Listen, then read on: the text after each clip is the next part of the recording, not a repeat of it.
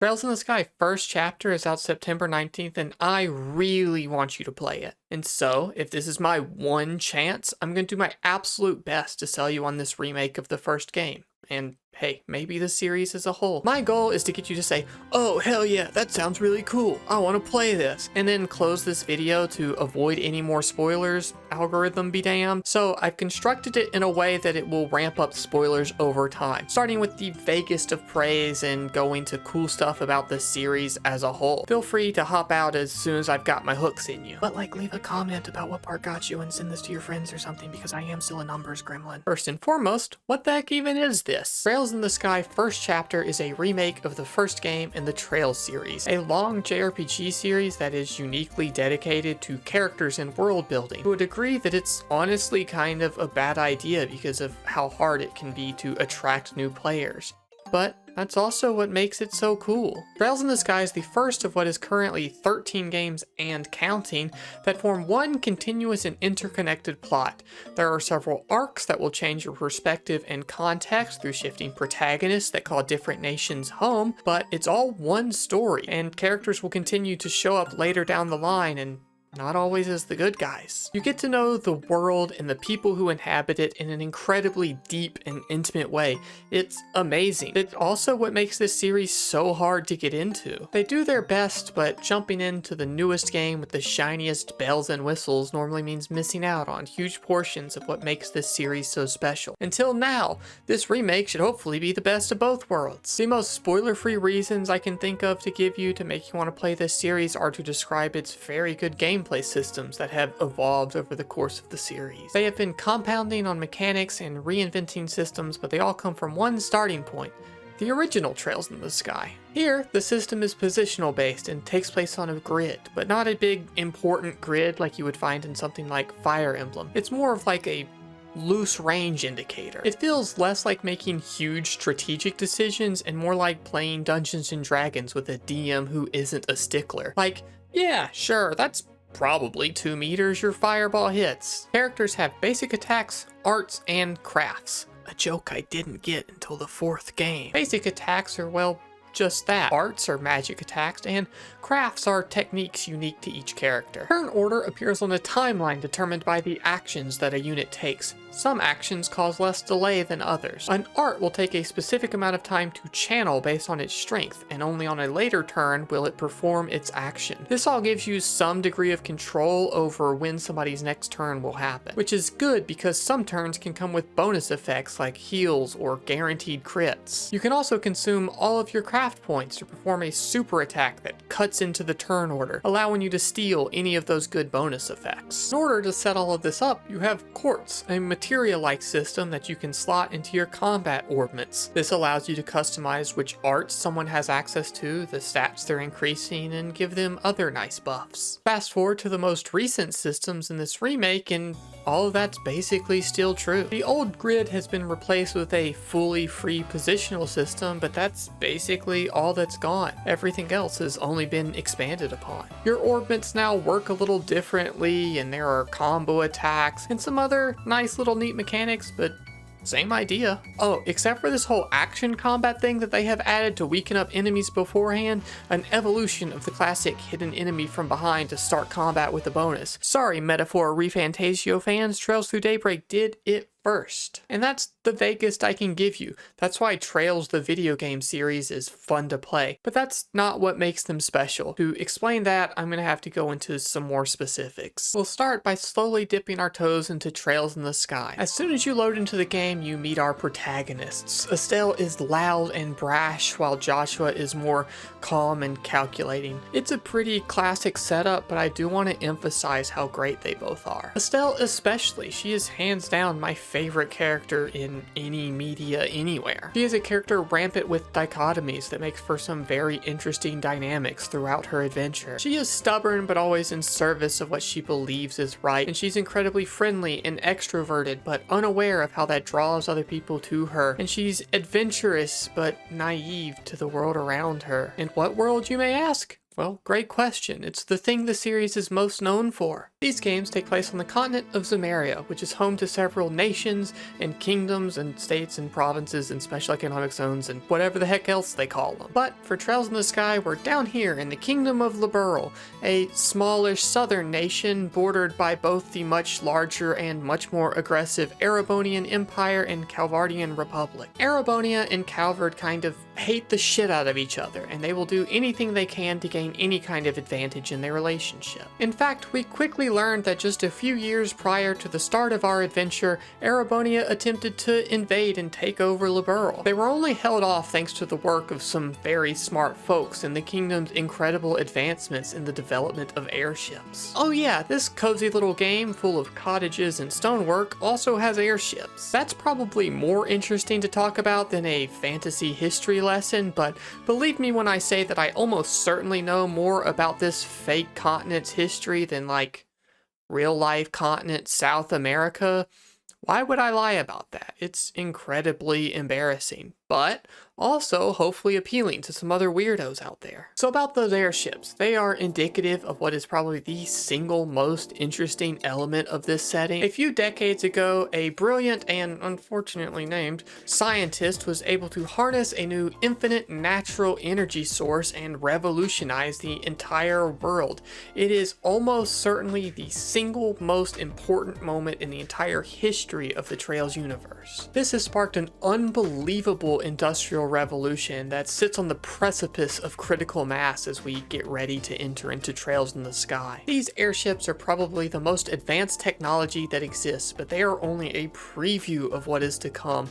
The world is really starting to change just as our protagonists are ready to enter into it. Estelle and Joshua have just been made junior bracers, a job that can basically be described as professional JRPG protagonists. They kill monsters, they find lost cats, whatever. They help people. Their first task is to travel the kingdom and get more familiar with the people they'll be serving. On foot, no airships, it's a tradition, but you'll get to learn more about this world just as they do. To talk about the kinds of things they'll be learning, we'll have to start delving a little bit deeper into the specifics of the plot of Sky, but if you're still around, then hopefully this will be more convincing. Estelle and Joshua are out to tackle two goals. First, they need a recommendation from every branch of the guild in the kingdom in order to be promoted to senior bracers. As newly minted junior bracers, they'd be out to do this regardless. For more personal stakes, their dad is missing. He was going out of town on bracer business when his airship disappeared, but he's probably fine, he can handle himself. They're not that worried, but they are keeping an eye out. Instead, their driving goal is simply to help people. Every town they visit has some kind of jerks doing something mean. They'll help capture some sky pirates, put on a school play, track down some terrorists, you know, the normal stuff. However, it's not the evil of this world that draws us in. It's the opposite. It's the people of this world that do it. The NPCs in Trails are handled a little bit differently than basically any other JRPG because they all actually exists outside of you, the player. It's a little hard for me to describe, to be honest. Like a lot of what makes this series so interesting, it's also kind of a stupid idea for Falcom to commit to doing it, from a business standpoint. Much like any sane person wouldn't decide to make a long-ass series of JRPGs with no entry points, they also wouldn't decide that every single NPC should have their own name and story and also update all of their dialogue as they move around every single time the plot advances at all. It's a ton of work for a lot of very easily missable content, but it does also help make the world feel that much more alive. I still feel like I'm doing a bad job of explaining what I mean, so let's just pick an example. This is Charles, a boy who gives you one of your first side quests ever. He's from Calvard and he's here visiting with his mother as she attempts to sell some of her wood carvings. Charles asked for help finding his lost favorite shiny rock. Once you return it to him, Joshua will reveal that it's actually a broken piece of quartz, and then you'll inform his mom that she might have better luck selling her wares over in Grancel because there's a festival coming up. Fast forward a few hours and you can bump into them again at Sanctime Gate, which separates Grancel from Zeiss. If you talk to Charles now, which the game gives you no incentive to do, he'll recognize you and thank you for the tip. They had good luck with Grancel, and now they're off to Zeiss to look around before heading home to Calvert. Walk around Zeiss a little later and you can stumble across him again, this time expressing a deep fascination for all of the tech there, partly inspired by his realization that his shiny rock was actually a core component of modern day technology. If you go way out of your way later, you can catch him again one more time before they cross the border home. This time, Charles will tell you that when he grows up, he wants to be an engineer and go back to Zeiss to study and work at the Zeiss Central factory. That's the last we see of Charles, but what an adventure he had. He functionally exists only to give us the most basic fetch quest that any game could ever give us, but in Trails he gets to be his own little dude with his own little hopes and dreams, and I remember him for it. Part of me hopes that he shows back up one day having accomplished that dream, and though he hasn't yet, it wouldn't be that out of the ordinary for the series if he did. And that's just one boy. They are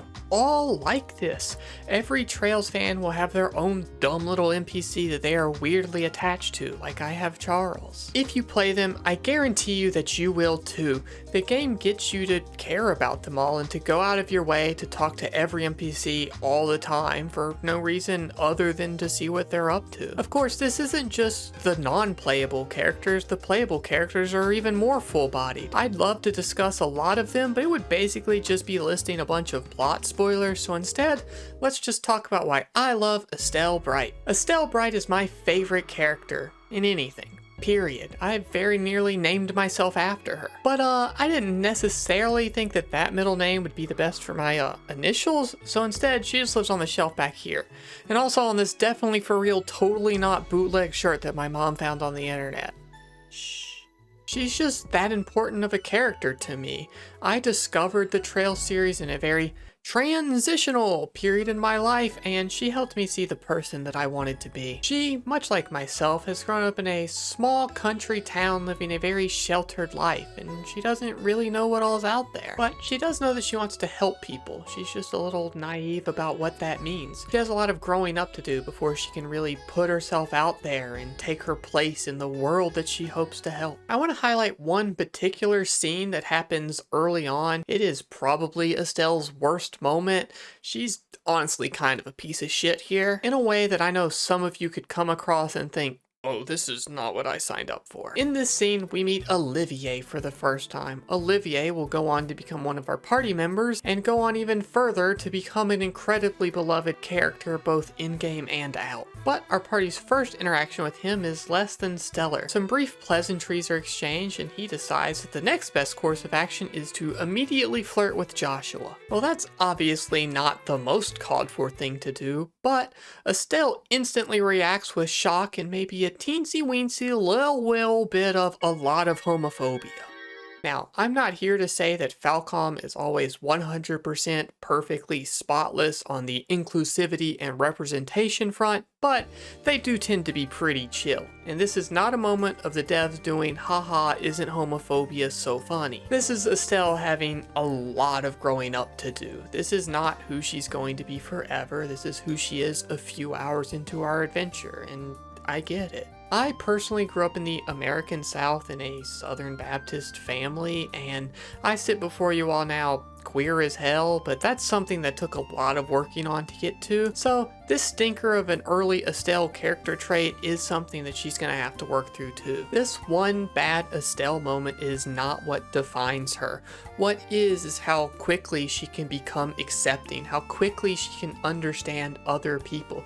She is friendly and caring and earnest and compassionate. She does also still like to tease people, but in the way that's endearing and friendly. These traits draw other people to her. She shines like the sun, as others in the series will later point out. Whoa, and her last name is Bright? That's so crazy. Now, I'll admit that I've never been one to shy away from the power of friendship. I love it, even the most sloppy and tropey versions, to be honest. But in Trails in the Sky, when it happens, it's incredibly believable. You see Estelle naturally form those connections with everyone she encounters, and you understand why people are so endeared to her. So when it's time for some problem that only a brilliant scientist can solve, it doesn't feel contrived in the least when our plucky teen protagonist knows just the right 65-year-old to call. Estelle and Joshua saved his young granddaughter. Then they struck up some conversation, took an interest in her engineering, and then got invited home for dinner. There they met Professor Russell and decided to help him run some experiments on a weird thing, and then boom, friends forever. That's who she is, and that kindness and compassion for others is inspiring. It's something that I think back to day by day and something I strive towards. As lame as it sounds for this 33-year-old to sit here and tell you she pulls daily inspiration from a fictional 16-year-old, that's the truth, as cringe as it is. And I'll let you in on a little spoiler, this is not the only game that Estelle appears in, so I got plenty of other stuff to pull from too, thank you very much. That's my brilliant segue into talking about the rest of the series a little bit. The time these characters get to develop and the time this technology gets to advance is incredibly important to what this series is, and I wouldn't be able to say that I did my absolute best selling you on it if I didn't dip into this later stuff a little bit too. But I still don't want to spoil too much, so instead I'll use some very vague examples when talking about how those characters change, the technology changes, and how that whole shifting perspectives thing I mentioned earlier works. Let's start with an idea of how much time has passed in that dozen-ish games. This is Estelle Bright, 16-year-old bracer. No, I guess that's not anymore. This is Estelle Bright, 16-year-old bracer hopeful in her first appearance Trails in the Sky first chapter. Shout out to the remake. And this is Estelle Bright, 21-year-old experienced hero and mentor figure in the 11th game, Trails into Reverie. Those 5 years have come with a lot of experience and a lot of maturing. Listing her accomplishments specifically would be about the biggest spoilers I could give, so instead just know that she's like saved the world or whatever a handful of times, so use your imagination. She's also way more worldly. She's well traveled. She has formed connections in practically every nation on the continent. She is no longer the naive girl trying to figure out how things work. She is frequently the most experienced person in the room and a mentor figure to our new heroes. Getting so many games to develop has made all of these changes feel natural and earned. And it's not just her. Most major characters have had their chance to return throughout the series. Heck, most third-string characters have had their chance. My boy Charles may not have made his triumphant return yet, but plenty of characters like him have. It's not at all surprising that my one little special NPC hasn't come back yet, because this series has a ton of characters. The games are split into a handful of arcs. Sky is only the first, but there's also Crossbell and Cold Steel and Daybreak arcs so far. Each arc takes place in a different region of the continent and has its own set of characters. After you play through 3 games in the Kingdom of Liberl with Estelle and friends, we move over to Crossbell State with Lloyd and his crew. Crossbell has it even worse than Liberl when it comes to the whole wedged in between two superpowers who hate each other thing. It's kinda Crossbell's whole reason for existing. It is a region for Erebonia and Calvard to come together and do economic business and try to exploit, I guess. Then, after those 2 games, we make a pretty dramatic shift over to Reen and his classmates in an Erebonian military academy. In the previous 2 arcs, the Empire has been portrayed as the big bad guys. They are aggressive and heavy-handed, they are war-hungry and manipulative, and they are the source of practically all strife in Zemarian politics. But when Trails of Cold Steel starts, you're asked to see things from their perspective. You learn things are more nuanced than that. The Empire is more than just the people running their government. In fact, there are some people around that really don't agree with that.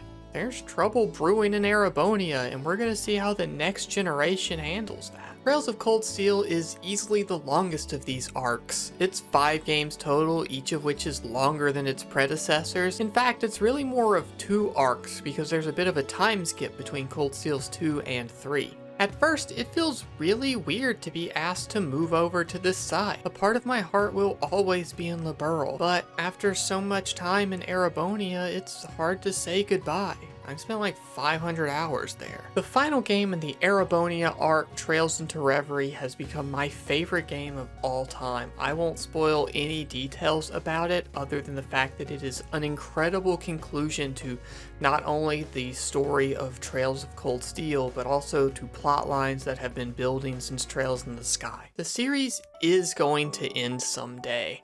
We even seem to be getting pretty close to that. When I think about it, I get nervous. There are so many questions I still have unanswered, but when I think about how well they were able to wrap up this huge arc, I feel confident that the series will end in an equally satisfying way. Well, shit, that would have been a really good ending to the video, but I haven't even talked about that technology aspect yet. I wanted to do it last, since it's probably the most interesting thing, but like, hard to write a transition into talking about that after we talk about the whole series ending, so let's pretend this counts as me doing that. So about those airships. Funny story about how I discovered this series actually. Netflix had just announced that they were gonna have Neon Genesis Evangelion on there, and that got me in the mood for mechs. So I googled mech JRPG, as one does, and that took me to a Reddit post talking about Trails of Cold Steel. Reading about that led me to learning that I should probably start with Trails in the Sky,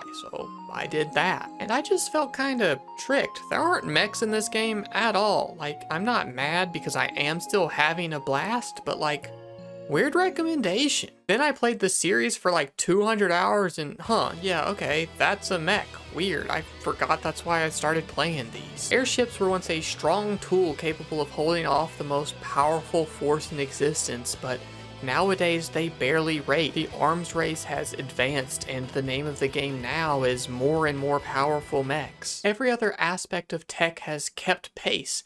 As of Game 4, we see cars as commonplace, and we are helping test early versions of the internet. It is a far step from Trails in the Sky's long walks and landline phones. Game 6 puts a cell phone in every pocket and has computers being taught as part of the standard school curriculum. In Game 8, piloting these mechs is part of the standard training at any Erebonian military academy. Everyone is emailing people all over the continent from their cell phones. The world is more connected than ever. Then the world we see in Trails Through Daybreak is unrecognizable from Sky. Cars litter the streets, there's a booming film industry, everyone has their own unique AI assistant. This dog is a robot. And yet there's a through line to all of this. Every piece of tech is built on another. It can be weird at first to think about how quickly society is adapting to all of these changes, but it's what they're used to. All aspects of their lives are constantly affected by how quickly all of this is changing.